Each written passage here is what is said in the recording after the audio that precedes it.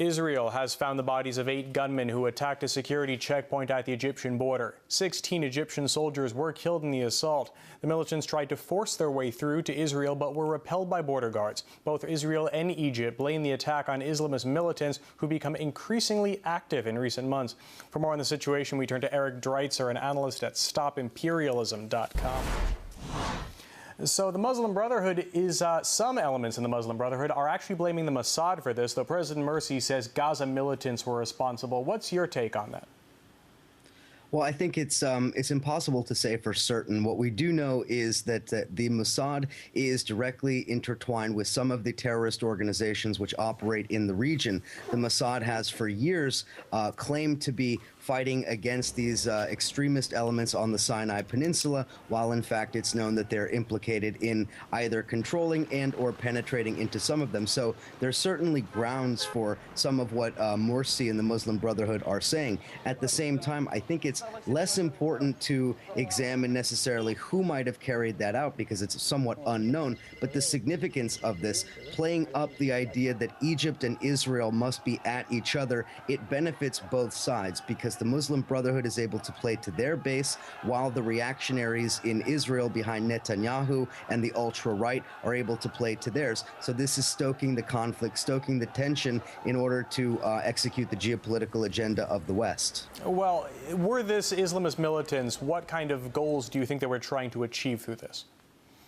Well, I think that there's the obvious, which is to destroy whatever cooperation does exist as a remnant of the Egyptian-Israeli treaties.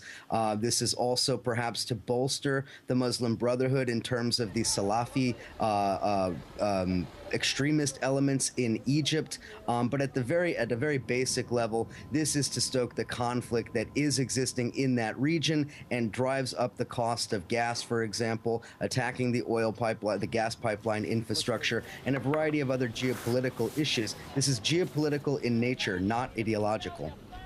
Now, Israel has feared a rise in violence toward the country after the fall of the Mubarak regime. Do you think this border attack is a confirmation of those worries?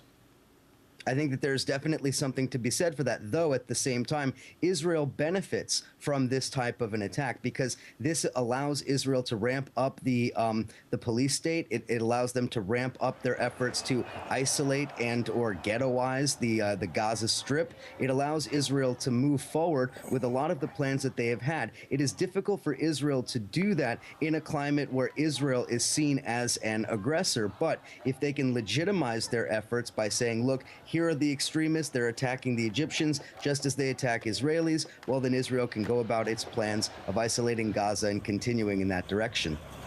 What do you think this spells for the future of relations with Egypt and Israel?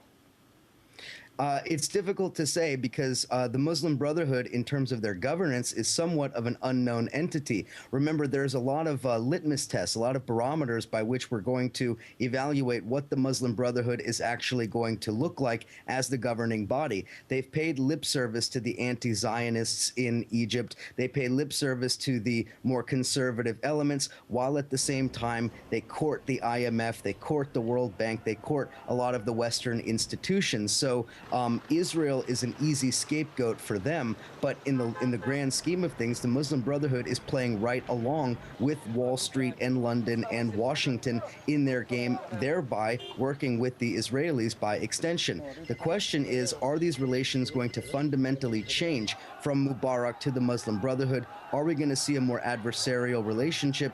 On the surface, it would seem that that's the case, but I think that in reality, the Muslim Brotherhood is bought and paid for just as the Israelis are. Finally, briefly, what impact do you think this attack will have on Israel's relationship with the Palestinians?